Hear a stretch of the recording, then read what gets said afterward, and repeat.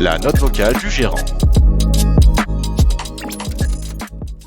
Bonjour à tous et bienvenue dans ce point marché Generali Wealth Solutions du mois de juin 2025.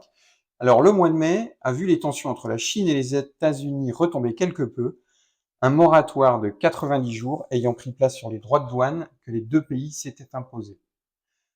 Bien que cette décision reste temporaire, le scénario du pire s'est éloigné et les marchés financiers ont été rassurés. Ces derniers anticipent désormais que Trump retournera systématiquement sa veste sous la pression et que les contraintes qu'il met sur ses interlocuteurs ne sont que passagères et font partie de sa technique de négociation.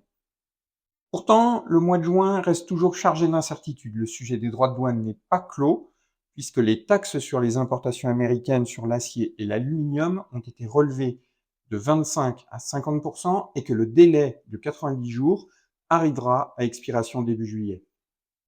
Et avec des menaces d'augmentation de 50% sur les produits en provenance d'Europe, les Américains font du chantage dans le cadre des négociations bilatérales avec l'Union européenne.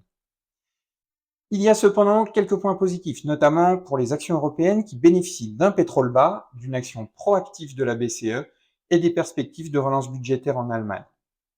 Avec une inflation qui a ralenti en mai à 1,9% sur un an, la BCE a encore pu baisser ses taux directeurs lors de sa réunion de juin à 2%. D'ailleurs, la politique monétaire européenne, après avoir été restrictive pour parvenir à juguler l'inflation, pourrait d'ores et déjà être accommodante. À ce niveau, elle permettrait déjà de stimuler l'activité économique.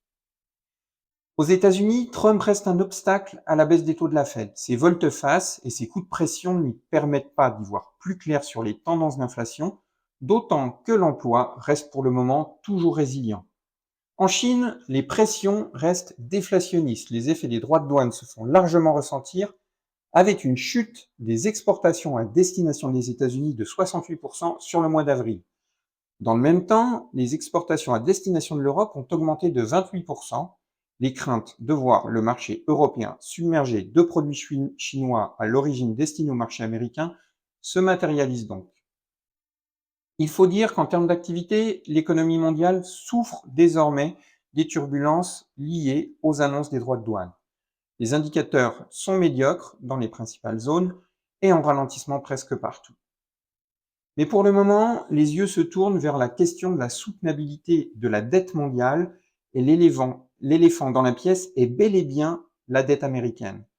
Les baisses d'impôts promises par Trump pendant sa campagne génèrent un malaise tant chez certains Américains que chez les investisseurs. La mise en place de ce plan générerait sur 10 ans des déficits cumulés de près de 3 000 milliards de dollars, tandis que la dette fédérale américaine atteint déjà 36 000 milliards et que le déficit dépassait déjà 6% en 2024. L'agence de notation Moody's a même retiré en mai à la dette américaine son fameux triple A en précisant que le déficit fédéral pourrait représenter 9% du PIB d'ici à 2035. L'autre victime collatérale de cette situation est le dollar. Valeur refuge ces dernières années, porté par une économie qui marchait sur l'eau, le dollar subit désormais la défiance des investisseurs envers les actifs américains et la politique budgétaire de Trump.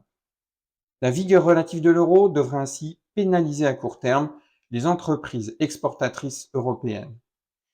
Il flotte donc aux États-Unis comme un parfum de déjà-vu. La situation n'est pas sans rappeler l'épisode Liz Truss en Angleterre en 2022, où la nouvellement nommée Premier ministre avait annoncé un mini-budget basé sur un plan de dépenses dont l'objectif était de relancer la croissance.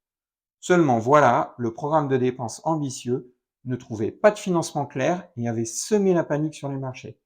La livre s'était largement dépréciée et les taux d'intérêt avaient flambé, forçant la Banque d'Angleterre à intervenir en urgence.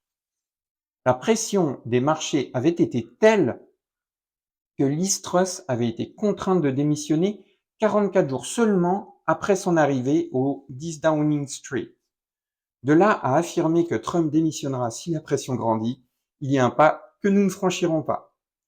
Alors dans ce contexte, que faire au niveau de la stratégie d'investissement? Nous avions anticipé le fait que Trump serait contraint de reculer et que le stress subi par les marchés début avril pourrait être temporaire. C'est la raison pour laquelle nous avions accru les expositions actions au sein de nos solutions de gestion. 2 mois plus tard, le marché est revenu proche de ses plus hauts. Les valorisations sont relativement tendues et le positionnement des investisseurs est plutôt agressif. Dans ce contexte, il nous semble que le potentiel des marchés d'actions est plutôt réduit à court terme, d'autant que les publications économiques pointent vers un ralentissement au cours des prochaines semaines et que les frasques de Trump pourraient revenir sur le devant de la scène.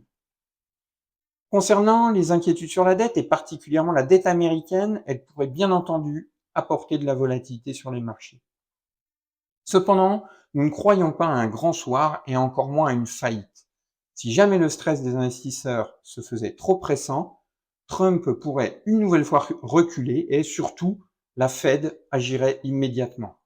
Pour ce faire, cette dernière disposerait de 2 instruments, des baisses de taux immédiates et rapides et des rachats d'actifs. Nous pensons que ces décisions ramèneraient le marché à retrouver du calme rapidement.